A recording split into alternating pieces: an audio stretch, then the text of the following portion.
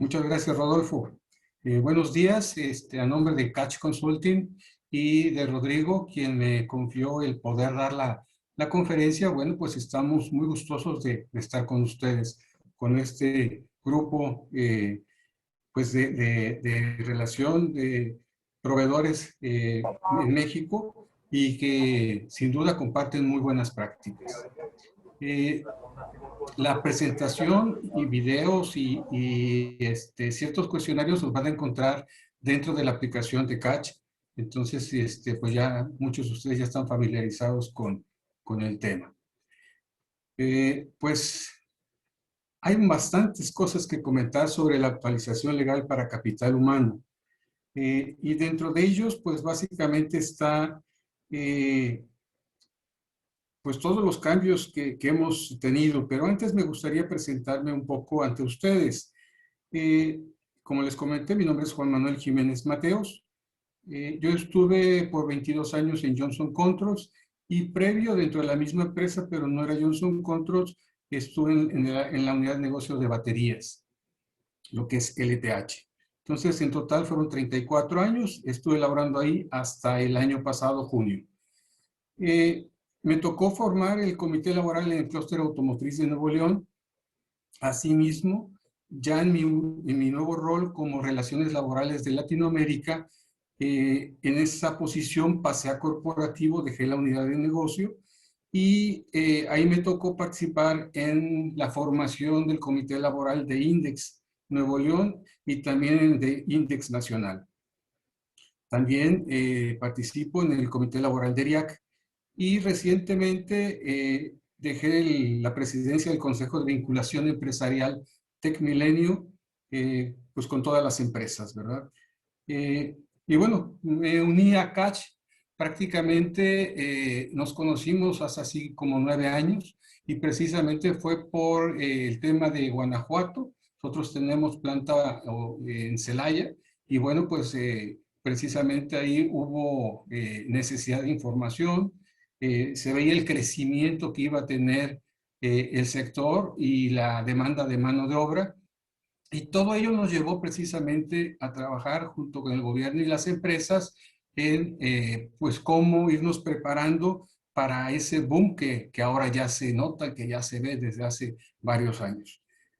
Eh, en ese entonces también me tocó, ya estando como responsable del Comité Laboral del Clúster Automotriz, pues invitarlos para que esa información también fluyera sobre Nuevo León. Y hoy por hoy, pues ya se tienen más de 800 empresas participando a nivel nacional y se tienen más de 500,000 trabajadores también. Nuevo León tiene una gran participación dentro de esa encuesta y bueno, pues así es como inició nuestro conocimiento con Catch y bueno, cómo fuimos eh, trabajando como cliente proveedor y que finalmente hoy me estoy ya unido al grupo de Catch.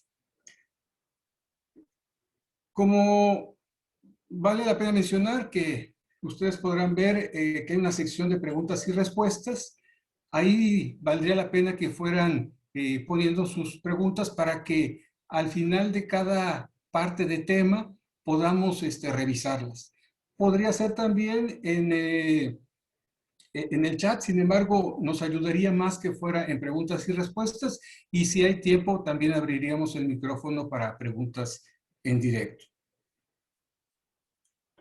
Muy bien. Seguramente ustedes han visto muchos ya de estos temas, pero ¿cuál sería la diferencia? Bueno, pues el valor agregado es precisamente que se van a poder llevar el cómo hacer las cosas, ¿sí? Porque pues ahorita ya sabemos muchos qué necesitamos y ahora vamos a poder ver cómo poderlo aterrizar, cómo convertirlo en planes, en acciones, y ese es el valor agregado de llevarlo a la práctica. En cada sección quedarse con áreas claramente definidas. Sabemos que estamos muy saturados con actividades, reforma laboral, el tema de la pandemia. En algunos estados ya se han estado reactivando o no se han dejado de hacer inspecciones locales con el tema de cumplimiento. La Secretaría del Trabajo ha anunciado que en cuanto le sea posible va a retomar las inspecciones a la norma 030, que va muy enfocada a la pandemia, y la norma 035 va prácticamente a la par estarlas revisando. El tema del TMEC, ¿verdad? Con todo lo que conlleva y sobre todo el tema que el rol o el actor más crítico está del lado del sindicato. Y bueno, la no injerencia, donde también, pues de alguna manera nos sentimos presionados porque hemos visto que no todos los sindicatos han reaccionado como se esperaba. Entonces, pues ahí nos da un poquito de nerviosismo indirecto por el cumplimiento, ¿verdad? Porque finalmente como empresa, pues sí se tiene que llevar a cabo ese cumplimiento a la libertad sindical y a las obligaciones que tiene el sindicato para con su gente. Un tema del que vamos a abordar pues, va a ser el outsourcing y bueno, pues básicamente traemos información muy fresca. El teletrabajo, que es otro de los temas principales, el de COVID como enfermedad profesional y bueno, adicional todos los distintos roles y trabajos ya operativos que tenemos alineados a la estrategia o el plan táctico de nuestra empresa, ¿cierto? Bien, iniciamos con el tema de teletrabajo. Ya pasaron más de 2 meses de la publicación en el diario oficial sobre el decreto que reforma el artículo 311 y se adiciona el capítulo 12 bis de la Ley Federal del Trabajo en materia de teletrabajo. El artículo 330A expresa claramente, dice, el teletrabajo es una forma de organización laboral subordinada que consiste en el desempeño de actividades remuneradas en lugares distintos al establecimiento o establecimientos del patrón, por lo que no se requiere la presencia física de la persona trabajadora bajo la modalidad de teletrabajo en el centro de trabajo y utilizando primordialmente las tecnologías de información y comunicación. Esta parte es muy importante, utilizando primordialmente las tecnologías de información y comunicación para el contacto y mando entre las personas trabajadoras bajo la modalidad de teletrabajo y el patrón. Entonces, es clave el tema de tecnologías de información y comunicación. Por ejemplo, nos han hecho muchas veces preguntas, oye, ¿y los freelance están dentro de esta modalidad? No, no. ¿Y por qué? Porque tienes un contrato con ellos por cierto servicio y ellos son independientes y ellos trabajan desde su lugar remoto. Por ejemplo, se presta mucho como ejemplo los contadores, ¿no? O sea, contadores que no tenemos en una empresa, pero oye, es un despacho contable que da servicio a varias empresas y bueno, pues como tal. También tenemos caso, por ejemplo, de los abogados. Tienes abogados mercantiles, tienes abogados laboristas, tienes abogados organizacionales, o sea, de empresa. Entonces, todos ellos, de acuerdo al servicio que prestan, pues tienes un contrato, entonces no estás ligado con ellos. Si se lleva una parte del proceso, no es teletrabajo. Por ejemplo, vamos a citar la confección de un pantalón. Si nosotros suministramos tela a una empresa, a un taller, y le decimos, oye, necesito que me hagas el corte, y se dedican exactamente a cortar. A otro le llevamos y le decimos, oye, yo necesito que pues, me hagas el cosimiento de ese corte. Y incluso me pone las bolsas. A otro le pega botones y le hace pues, todos los acabados. Incluso si se trata de mezclilla, puede ir a una lavandería, que puede ser otra, y hace el proceso de lavado o el desgaste que ahora están muy de moda. Y finalmente, bueno, pues en la línea de revisión de calidad y todo ello, y producto final le colocan etiquetas, le colocan marcas que pide el proveedor, y bueno, finalmente ya se tiene el pantalón como tal. No se hizo dentro de nuestras instalaciones. Entonces, pero ojo, ahí no entra y está muy claro porque es un proceso, no, y aunque sean procesos subdivididos, no estás llevando el tema de tecnologías de información y comunicación, ¿sí? Incluso también, por ejemplo, nos dicen, oye, y los repartidores de refrescos y los que van a hacer entregas a autoservicios, ¿no? Ese es su rol, pero no es teletrabajo, o sea, ellos, su proceso es de entregas o incluso de venta en el caso de los productos como refrescos y todos los similares, ¿no? Eh, Vamos a la siguiente. Dice, se regirán por disposiciones del presente capítulo las relaciones laborales que se desarrollen más del 40% del tiempo en el domicilio de la persona trabajadora, bajo la modalidad de teletrabajo o en el domicilio elegido por esta, ¿sí? Aquí algo bien importante, no será considerado teletrabajo aquel que se realice de forma ocasional y esporádica. Entonces, aquí hay dos elementos importantes a considerar. Uno, que no sea más del 40%. Las empresas que trabajan 5 días a la semana, de lunes a viernes, trabajan 3 y descansan 2, no pasan más del 40%, están en el límite. Ojo, hay que tener muy en cuenta cuál es nuestra jornada máxima de trabajo.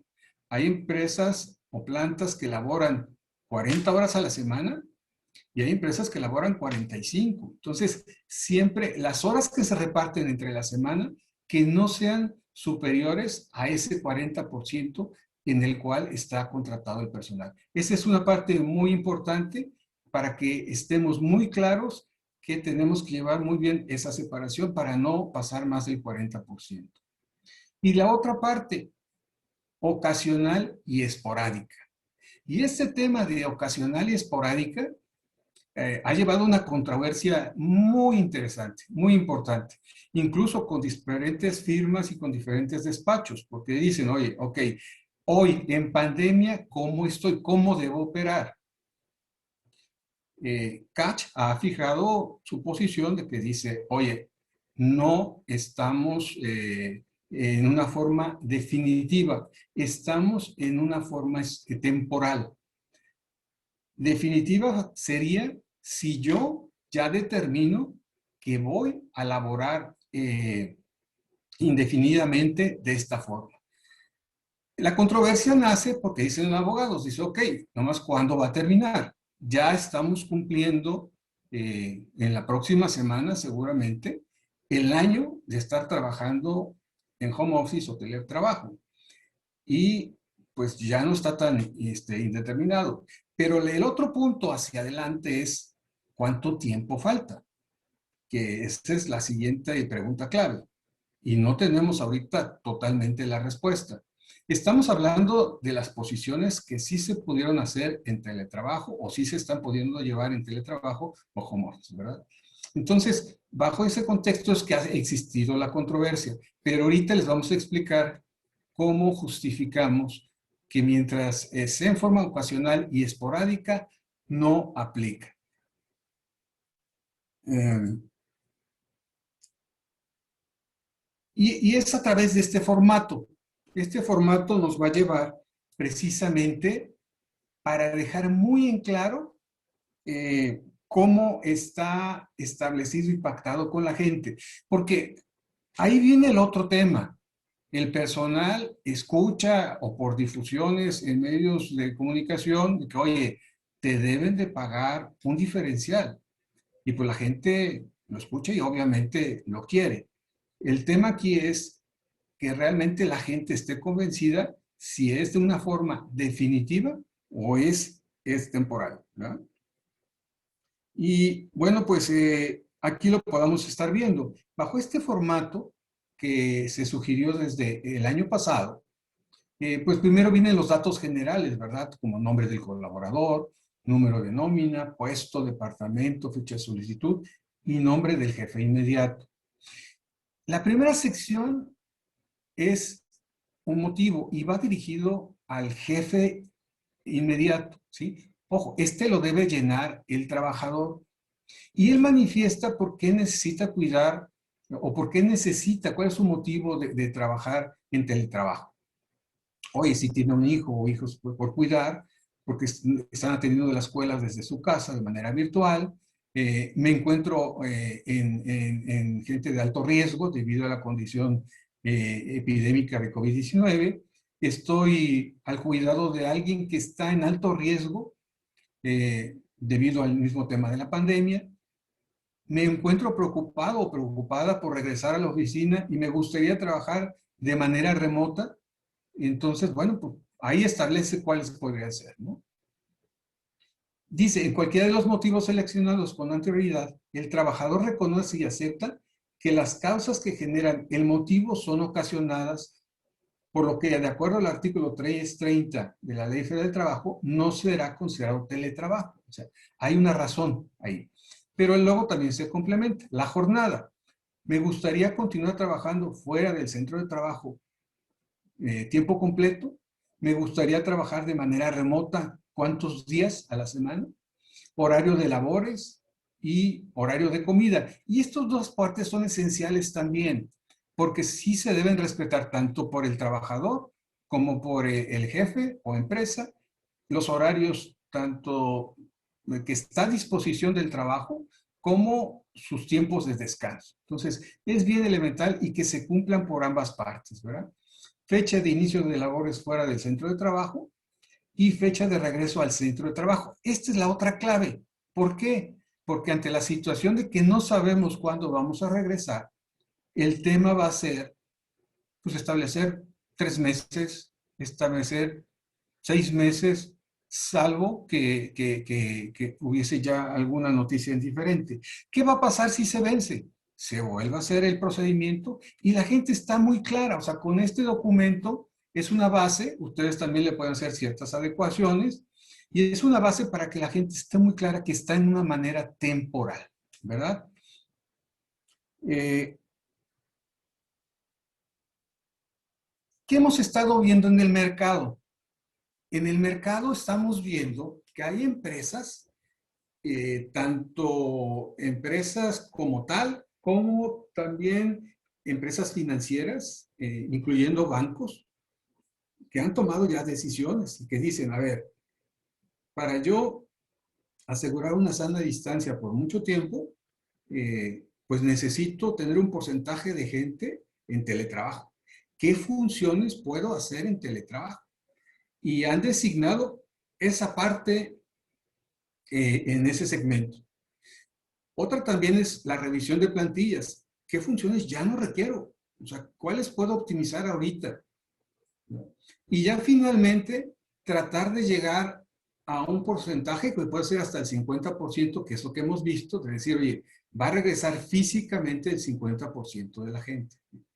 Entonces, bajo esa modalidad también hemos visto, y sobre todo ya en financieras, con los centros de servicio compartido de empresas, incluso en bancos, el tema de que le dicen a los empleados, oye, te vendo a un valor muy accesible el escritorio, te vendo la silla, te vendo los artículos que pudieran tener, o incluso son valores muy, bueno, perdón, nada significativos y muy atractivos. E incluso han sido hasta autos, ¿verdad? Los bancos, por ejemplo, los autos que tenían, les dicen, oye, te lo financio, este es mi valor que tengo y te doy esta tasa preferencial, donde la gente probablemente no se puede negar, ¿no? Y yo conozco casos ya muy de gente directa que me dice, oye, pues la verdad es que lo que me ofrecieron, pues no lo podía desperdiciar, fue una buena oportunidad. Entonces, ahí en esa modalidad ya se está definiendo qué gente sí va a estar en teletrabajo, en esa modalidad, y qué gente debería ya estar regresando al lugar de trabajo donde fue contratado. En esa situación también está los que, oye, por la contingencia, no todos pueden regresar, ok, estás de una manera temporal, y quienes ya están de una manera definitiva. Pero bueno, ahorita lo vamos a ver con más detenimiento en el siguiente slide. Aunque también, y esto al final les voy a presentar, tenemos también un diagnóstico de habilidad laboral fuera del centro de trabajo. Este diagnóstico se divide en tres partes. La primera es antes de aprobar la modalidad para laborar fuera del centro de trabajo, otro es durante las labores fuera del centro de trabajo y finalmente al regreso al centro de trabajo. Y ese diagnóstico de viabilidad, bueno, pues vamos a iniciar con la primera parte de aprobar la modalidad. En el área en que está, cuenta con espacio para poder realizar su trabajo en teletrabajo a larga distancia, tiene el internet y los servicios del ancho de banda, y esto nos lleva porque también tenemos que investigar, oye, ¿cuánta gente está en la casa? Pues oye, yo sí tengo suficiente ancho de banda, pero la esposa o el esposo están trabajando, los hijos están en la escuela, y pues entonces ver si realmente esa capacidad es suficiente, ¿verdad? También evaluar si el área que utiliza como espacio pues está realmente acondicionada. Sí nos ha tocado y en conferencias luego virtuales que tenemos, pues que se escucha incluso lo que la conversación del esposo o la esposa está llevando, porque son casas chicas o son departamentos o no tienen espacios suficientes porque pues los hijos están en otro lado, en las recámaras o donde se distribuyen, ¿no? Entonces también hay que evaluar esa parte. Eh, el área que será utilizada como espacio para elaborar cuenta con una posición adecuada y ergonómica, silla, espacio apropiado. Incluso sabemos empresas que han dicho, oye, pues tu escritorio te lo podemos mandar y ahí te vas a adecuar. Y el día que te regreses, pues mandamos por él también, ¿verdad? No en todas partes es igual, porque muchos ya son espacios abiertos donde son módulos más que escritorios individuales, son módulos, y pues eso es complicado, ¿no? La clave, las funciones del puesto permiten realizar el trabajo a distancia. Se tienen identificadas las herramientas de trabajo que se requiere por parte del empleado para trabajar desde casa. Se tienen identificados y claro los mecanismos o criterios para entrega de la carga de trabajo y los resultados. Se comunicó al personal roles y responsabilidades mientras esté en modalidad de home office. Definir y comunicar al personal criterios o lineamientos a cumplir en materia de salud, seguridad e higiene durante el periodo de home office. Definiste y comunicaste al personal criterios o lineamientos de los procesos de verificación periódica. Se entregó una reposición de resguardo de equipo y o material entregados al colaborador. En este segmento sí hemos sabido de casos donde por alguna razón se separa el trabajador y se batalla para que devuelva el equipo de cómputo, ¿eh? Pero bueno, pues finalmente tiene un resguardo y lo tiene que entregar. Se explicarán las políticas sobre los criterios de uso, cuidado y seguridad corporativa para los equipos y o material entregado al colaborador. Y luego ya durante las labores fuera del centro de trabajo, se implementa un sistema de monitoreo de ambiente laboral en la modalidad de home office. Se adecua y se reafirma la existencia del buzón de quejas o sugerencias. Se capacita o se brinda apoyo al personal de home office en temas de manejo de estrés, manejo de duelo, salud física y mental, manejo de la tecnología, relación familia, trabajo, terapia, terapia familiar o personal. En este sentido, sí se ha reportado por empresas que hay colaboradores que hablan diciendo, yo ya no aguanto, ya quiero regresar a la oficina, incluso baja mucho su estima de la gente y les hace falta esa convivencia. Como también hay gente que le ha sentado muy bien y se ha adecuado muy bien y ha trabajado muy bien desde home office. Se refuerza la importancia de la responsabilidad del colaborador para cumplir y respetar horarios, así como el área de trabajo autorizada, y el colaborador respeta las reglas de sanidad, lugar de trabajo y disposiciones para laborar fuera del trabajo. Y finalmente, en el regreso al trabajo, el colaborador regresa el material y equipo asignado al inicio de las labores fuera del centro de trabajo. Se realiza evaluación socioemocional del colaborador al momento de su regreso a la empresa. Entonces, este formato se los voy a presentar al final y también lo encuentran ahí en el app de Catch Consulting. Ahora bien, ¿qué sigue? ¿Qué sigue? Bueno, pues hay que evaluar quién ya es definitivo. Y si es definitivo, pues hay que iniciar por la modificación del contrato, donde ya se establezca dónde va a estar él físicamente. Y puede ser un adendum a su contrato actual. A mucha gente luego le da un poquito de desconfianza cuando dices, vamos a firmar un nuevo contrato. Y pues para empezar, no tienen a la mano la copia de ese nuevo contrato para poder cotejar. Entonces, una es mandárselos y decirles, este es el formato que vas a firmar y me lo envías a través de tu jefe, o bien nada más expresarles la parte que se modifica del contrato mediante un adendo. Pero ojo, esto es cuando ya es definitivo, ¿verdad? Otra parte importante es establecerlo en el reglamento interior de trabajo. O sea, muy pocas empresas ya tienen incluido en su reglamento interior de trabajo, pues precisamente lo que acabamos de comentar, obligaciones y derechos que se tienen, ¿no? Acuerdos por escrito sobre la instalación, el mantenimiento del equipo de cómputo, el pago de servicios de telecomunicación y la parte proporcional de electricidad. Ese es un buen punto.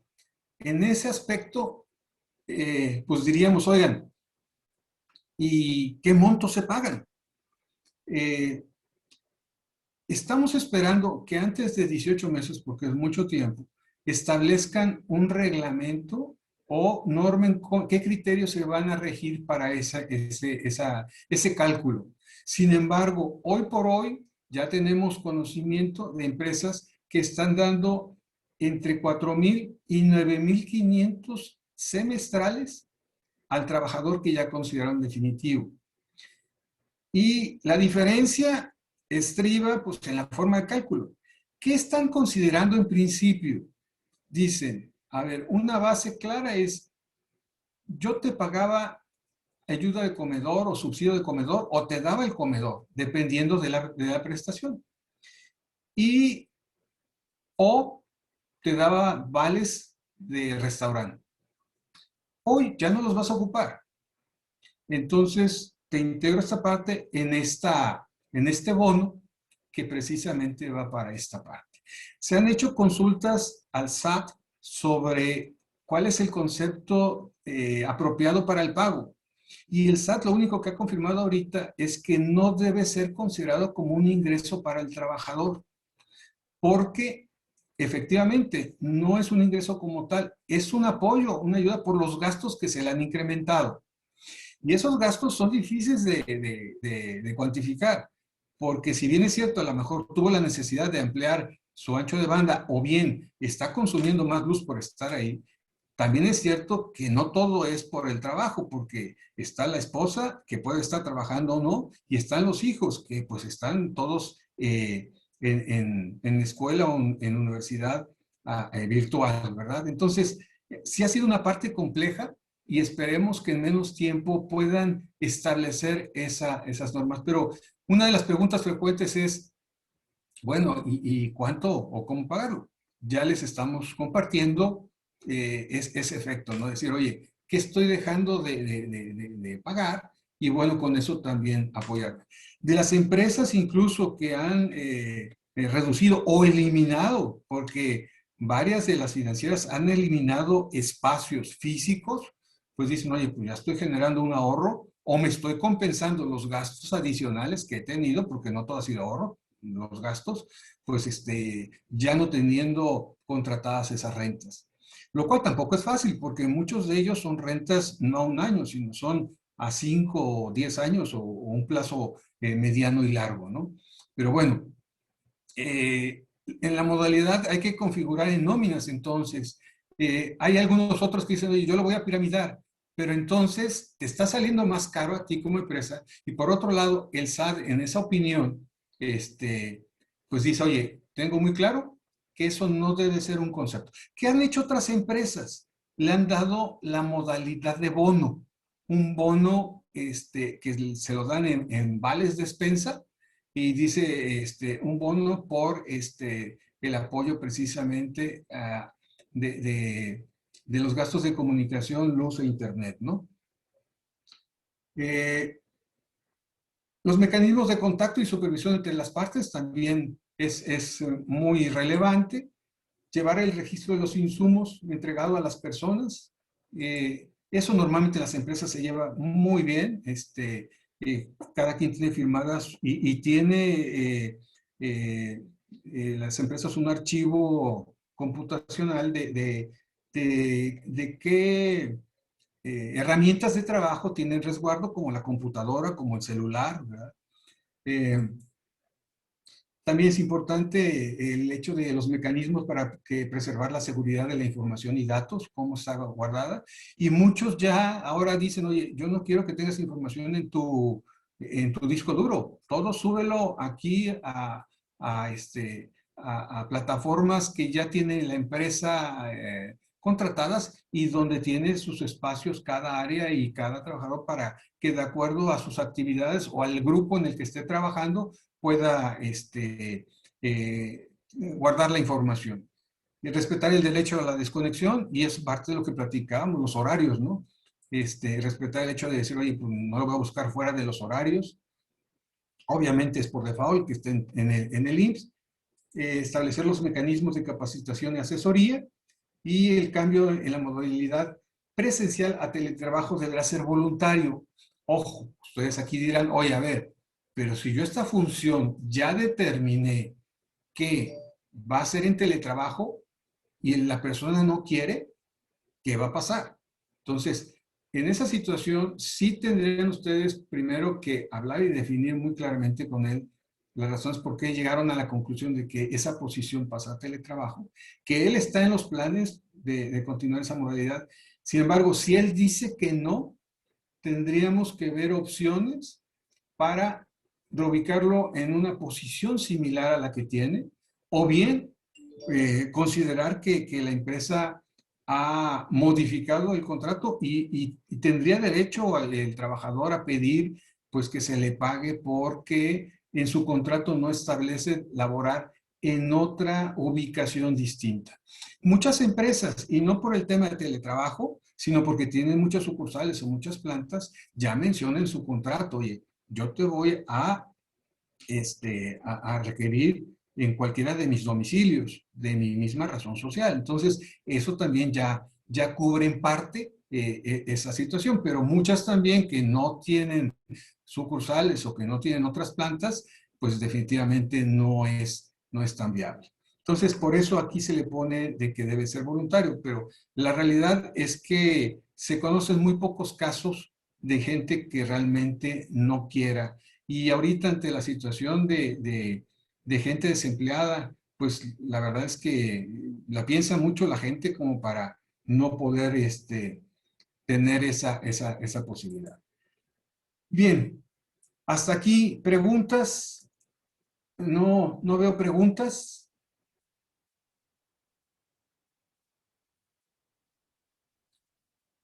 No hay preguntas. Bueno, pues como quiera, si las siguen anotando, las repasamos sin mayor problema. Vamos a ver ahora el tema de COVID como riesgo de trabajo. Este es el siguiente tema que tenemos. Y bueno, pues las autoridades empezaron muy fuerte el año y también en enero fue publicado, dictado por el H Consejo Técnico. Bueno, realmente desde el 15 de diciembre fue cuando lo establecieron, en el que se autoriza implementar la estrategia de dictaminación proactiva como riesgo de trabajo en los trabajadores de empresas afiliadas, fallecidos o con secuelas debido a que padecieron formas graves de COVID durante el periodo de contingencia. Aquí un punto bien relevante es, oye, ¿y ya se tiene claro qué secuelas hay? La respuesta es no. Todavía no se tiene con claridad. Se han visto las secuelas graves, pero hay gente, la más evidente es los pulmones, la neumonía. O sea, te da COVID y te afecta los pulmones y te provoca neumonía. Y hay gente que ha quedado con dificultades respiratorias graves. Entonces, pues aunque ya no tienen COVID, realmente batallan o no han podido dejar el oxígeno.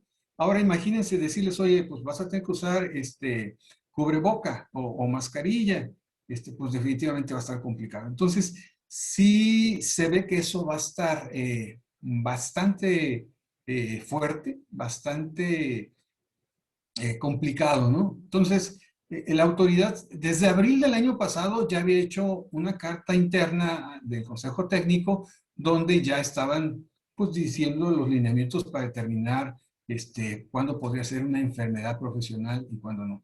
Sin embargo, fue hasta esta fecha, en finales de diciembre, que ya lo establecen como un acuerdo del Consejo Técnico, ¿verdad? Ahora bien, esto, ¿cómo nos afectan las empresas? Esa es la primera pregunta que nosotros tenemos. Y bueno, el punto es ubicarnos en qué segmento de la escala que estableció el instituto estamos ubicados. Muy alto, alto, medio o bajo. ¿Ustedes qué consideran como empresas, como plantas, que estemos en el muy alto o alto? El muy alto o alto va para el personal de salud que realiza procedimientos diagnósticos terapéuticos generados de aerosolos en pacientes infectados con SARS-CoV-2. Personal de laboratorio o gabinete que recoge o maneja especímenes de pacientes infectados con SARS-CoV-2. Personal que proporciona transporte médico de urgencia a pacientes infectados con SARS-CoV-2. Y personal que realiza autopsias en cadáveres de pacientes confirmados o sospechosos de COVID-19. Entonces, hasta aquí, pues yo creo que la respuesta es no, ¿verdad? No estamos ni en el muy alto ni en el alto. Un dato importante, a febrero el instituto reconoció que tenía 58,500 calificados como enfermedad profesional. Riesgos de enfermedad profesional. 58,500. Del instituto eran 37,600. Quiere decir que 900 no eran del instituto. O sea, la mayor calificación cayó en el mismo instituto, ¿sí? De la gente que fue contagiada y que fue por producto de su trabajo, ¿verdad? Ahora bien, el personal del sector salud que participa en atención al público en hospitales, donde acuden pacientes confirmados o sospechosos, también son parte de personal que proporciona transporte médico planeado a pacientes confirmados o sospechosos, personal que labora en depósitos de cadáveres o funerarias, y esas también pueden ser hospitales públicos o privados, ¿verdad? Pero fíjense nada más la diferencia, 900 fuera del IMSS y 37,600 dentro del IMSS. Entonces, por eso los llevó a esa planificación. Ahora bien, hay que tener presente por qué están ahorita muy enfocados a esto. Y varios han dicho, y tienen razón, o sea, México es de los pocos países donde el COVID-19 está ya determinado como un probable enfermedad profesional. Y eso en la mayoría de los países del mundo no está así. Sin embargo, si hay países en Europa que sí lo están considerando, pero la diferencia es la legislación. No tienen un IMSS y no tienen las incapacidades como nosotros. Simplemente Estados Unidos, ellos no tienen ese tipo de incapacidad. No trabajas, no generas ingreso. Entonces, eso es lo que hace más diferente. Y para dentro del instituto es más presión. Recordemos que existen 5 ramas del régimen obligatorio, que es enfermedad y maternidad, es la que más le cuesta al instituto, por la atención de médico, medicinas, hospitales, la atención de maternidad, ¿verdad? Y de todas las enfermedades. Ojo, en este renglón están cayendo los permisos COVID. Los permisos COVID no deben considerarse ni sumarse en la siniestralidad de la empresa.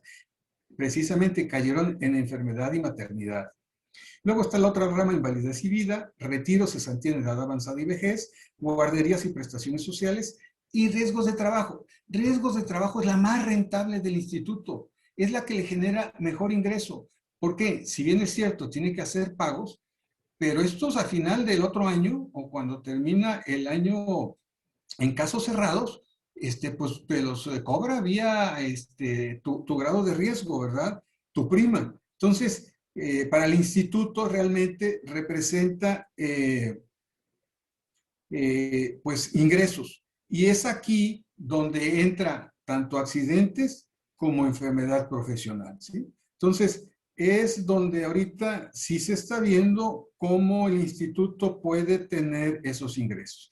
Nada más brevemente, recordar la definición de riesgos de trabajo. Son los accidentes y enfermedades a que están expuestos los trabajadores en ejercicio o con motivo de su trabajo. Ojo, con motivo de su trabajo.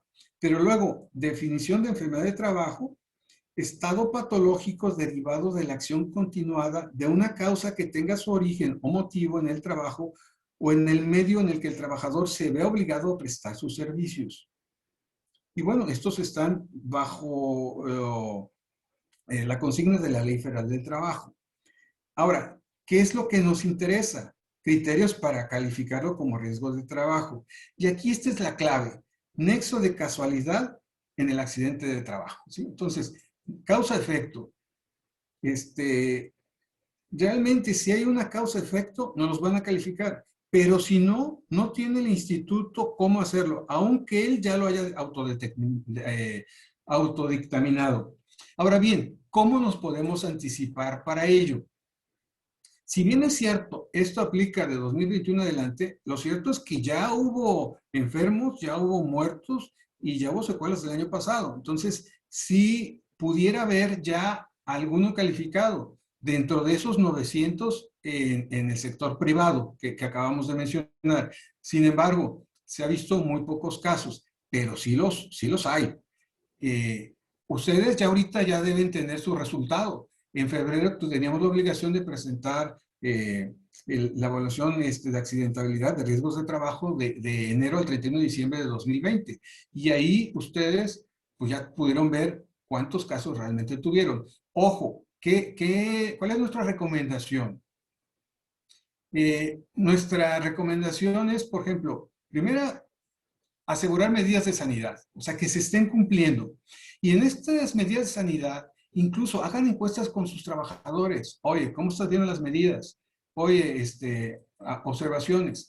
En medida de ello son evidencias para que el día de mañana, si tienen algún caso o algún brote, tengan evidencias de que ustedes están trabajando en ello y que la gente precisamente hizo observaciones. Ha dado muy buenos resultados porque la gente siempre ha sentido que en las empresas se presiona y se exige más el cumplimiento a las medidas de sanidad. Tomar evidencias de manera sistemática, o sea, fotografías, videos, este tema de las encuestas también nos van a ser relevantes. Evitar incapacidades ante el IMSS. ¿Y esto, pues, cómo es? Pues finalmente, si tenemos servicios médicos, pues tratar de que en el servicio médico se pueda llevar a cabo como tal. Y bueno, si no, entonces tendrán que ir para el instituto. Ojo, algo bien importante, recordar que los permisos COVID no entran en este conteo. Ya lo habíamos comentado. Asegurar cuarentenas oportunas. Oye, si vemos un brote, pues precisamente más vale cortar un segmento, un grupo, y no pensar en algo más complicado. Sí hubo en empresas, tengo muy presente en unas empresas en Juárez, que sí hubo brotes y muy complicados, que hubo incluso fallecimientos. Entonces, la verdad es que en el sector empresarial, en las plantas, es donde mejor se ha llevado en práctica. De hecho, la misma gente dice, oye, me cuidan más y estoy más seguro en el trabajo que en la casa, ¿verdad? ¿Por qué? Porque los mayores contagios se están dando en las casas, ¿verdad? Eh, no sé si hasta aquí alguna pregunta, pero antes, bueno, vamos cerrando el capítulo. Tenemos una recomendación en el IMSS, hay la sección de CLIMS, y bueno, hay un curso que se llama Reconocimiento de COVID-19 como enfermedad de trabajo, y ese curso, pues es una duración de 2 horas. Pero en la realidad yo creo que lo pueden hacer menos, porque ya ustedes tienen cierta experiencia y conocimiento muy amplio del tema y eso lo va a hacer avanzar muy rápido en el curso. Pero la verdad vale la pena, además de que generan su constancia y esa también es una evidencia, ¿verdad? Y mientras más gente la tenga, pues es otra medida contundente. Dentro de las recomendaciones también es el hecho, mucho cuidado con el llenado del formato, el formato 9. ¿Y por qué? Porque SRT9, ese formato puede determinar desde el llenado el cómo lo pueda calificar el instituto. ¿Sí? Entonces, esa parte sí está un tanto especial. Y bueno, por otro lado, si nosotros desde un principio tenemos muy bien cuidado ese llenado del formato, nos va a servir para más adelante, en caso de que sea necesario, poder establecer a un mecanismo de defensa de la empresa. Hay que recordar que el instituto puede determinar, oye, pues para mí es una enfermedad profesional, para mí hubo un brote y estas son las consecuencias. ¿Qué necesitamos ver? Ok, ya tenemos una calificación, necesitamos ver cómo le afecta a la empresa. Hoy hay una jurisprudencia que nos habla precisamente del tema eh, de que son procedentes únicamente cuando haya algún efecto ya definitivo. Entonces, por ejemplo, si producto de algunas calificaciones que me hicieron, tanto de riesgo de trabajo como de enfermedad profesional, en las cuales no estoy de acuerdo, y esto me implica cambiar mi prima de grado de riesgo, ahí puedo entablar legalmente un proceso para efecto de que se me considere que tengo una afectación y tengo que sustentar las pruebas. Y ahí van lo que hayan anexado en su ST9, fotos, videos, todo la sana distancia, todo lo que ustedes puedan poner que finalmente nos ayude precisamente a que el instituto no tenga todos los elementos. Y recordar que debe haber una relación causa-efecto. Si no hay esa relación causa-efecto, tampoco procede.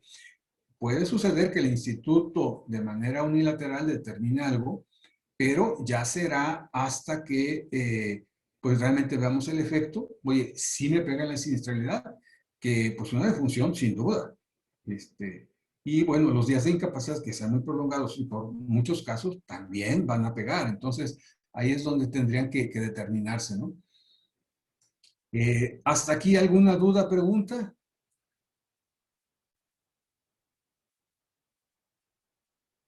Ah, ya veo preguntas. Perfecto. Vamos a verlas. Ah, no, perdón. Me confundí. No veo preguntas. ¿Quieren que abramos o terminamos los otros dos temas? Eh, el otro tema, pues básicamente va muy relacionado con... déjenme ver por qué no veo.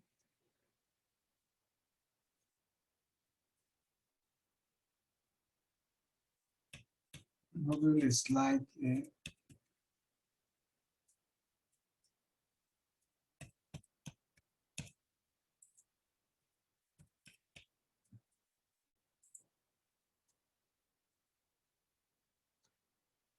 No veo el slide, pero bueno, pues vamos a comentarlo. No sé por qué no está el slide, pero bueno. Temas del outsourcing y reparto de utilidades. La semana pasada Alejandro Salafranca pues dio una conferencia y compartió que ellos desde el 2019 han iniciado el proceso de inspecciones. Tenemos conocimiento de las mismas al final del 2019 y 2020, hasta antes de la pandemia.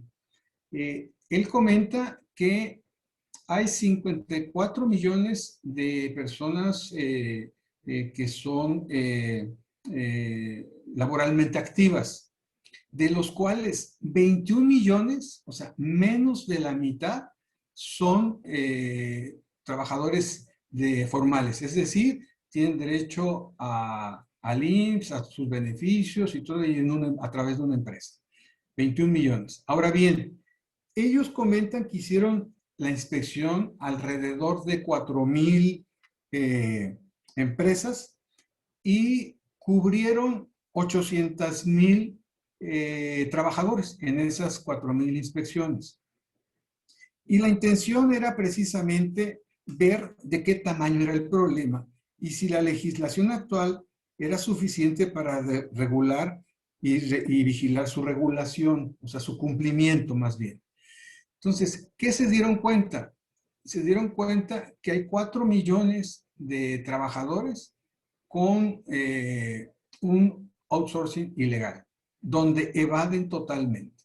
Entonces, eso es donde ellos han enfocado. Ellos piensan que van a proteger a 4 millones de los 21 formales, ¿verdad? Ya no hablamos de los 54 activos, que la mayoría están en el segmento informal. Entonces, sí es un tema muy complicado.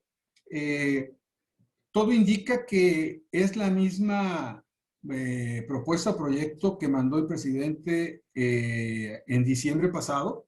Es exactamente el mismo, no le están haciendo cambios. Pensábamos en un principio que iban a dejar pasar el tema de las elecciones para efecto de que hubiese una modificación en el tema del PTU, y esto iba muy relacionado a que lo limitaran a máximo 3 meses, ¿verdad? Sin embargo, no está siendo así, y tanto Alejandro Salafranca como Luisa María Alcalde han manifestado en diferentes foros que el PTU no se va a mover, que el PTU ya está como tal y se debe ver su cumplimiento. Y aquí es donde los sectores empresariales sienten esa diferencia. ¿Por qué? Porque supongamos que se tiene una utilidad de 100 pesos o $100, como quieran llamarle, la unidad que ustedes quieran. A esa le descuentas el 10% de lo que representa el PTU. Te queda 90. A eso le aplicas el 30% de ISR, son 27, te quedan 63. Y si a esto le aplicas dividendo, pues ya le bajas un porcentaje mayor, ¿no? Pues compáralo contra otros países y sí estamos muy altos. Simplemente Estados Unidos el 20% parejo. Entonces, sí nos crea una desventaja, y eso es lo que el sector empresarial le ha estado manifestando. El hecho de que se regulen las utilidades. ¿Cuál fue la conclusión de la Secretaría del Trabajo? Dijo, de alguna manera, el cumplimiento al 15 y al 15A está muy exigente, pero pocas empresas lo están cumpliendo. Y sumado a que la autoridad fue muy laxa o prácticamente no hizo revisiones en ese sentido, pues es que las empresas siguieron operando como tal. Entonces, sí se ve que va formalmente al hecho de que ya no va a haber empresas operadoras y empresas de servicios. Van a ser una sola. Oye, ¿va a poder existir corporativos o centros de servicio compartido? Sí, pero deben estar alineados a la misma razón social de la empresa operadora. Y eso es lo que adelantó. Sin embargo, tiene el compromiso que una vez que salga ya la emitida la reforma, pues se abrirán para foros, y quieren hacer foros directos como en este grupo, precisamente para llegar directamente. Quieren escuchar a la gente y aclararle dudas. Eso es lo que comentó Alejandro Salafranca. Y bueno, pues si pudiéramos abrir para preguntas, por favor.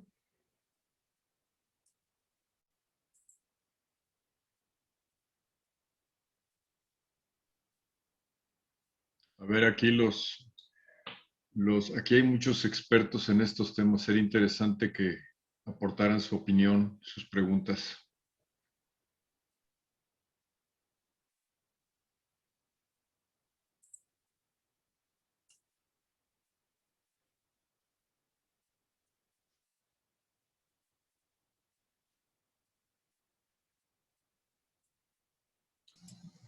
Sí, buena tarde, Samuel, otra vez. Sí había preguntas en el chat, ¿no? Yo no tengo acceso ahí, yo veo preguntas si está vacío. Carla, si me puedes ayudar a leerlas, por favor. Sí, claro. No hay ninguna pregunta en la sección de questions and answers y en el chat únicamente había comentarios, pero no hay ninguna pregunta hasta ahora.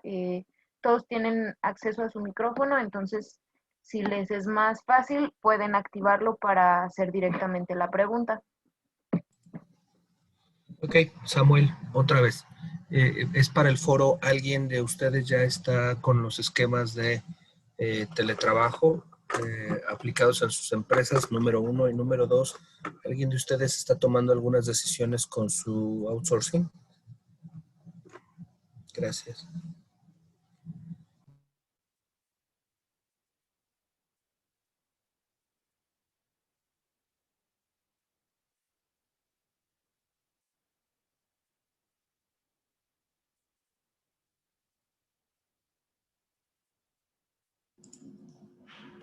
Hola Samuel, solo para comentar, en nuestro caso decidimos manejar el esquema de no teletrabajo, es decir, si tenemos una política como de flexibilidad y si alguien requiere mantenerse por algún día en su casa o algo así, sería un esquema, vamos a decir,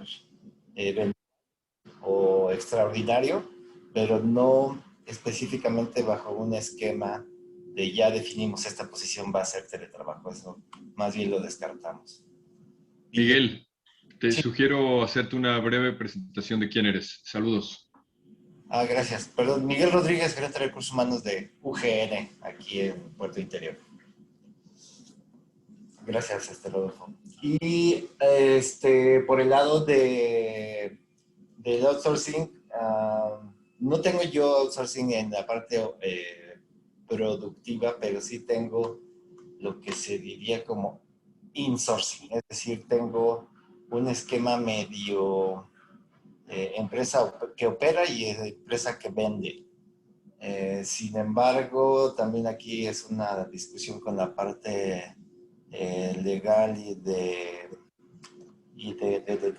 financiera, pues donde pues, por el lado fiscal, digamos, o financiero, están manteniendo la cuestión de que somos una empresa que maquila y que le vende a otra, que le vende a los clientes, que para mí es básicamente eso del insourcing. Entonces traemos ahí ese asunto comentándolo, revisándolo, buscando pues las opciones, pero mi posición sería a eliminarlo y quedarnos o eliminar el insourcing, ¿sí? Y quitar esa parte del outsourcing.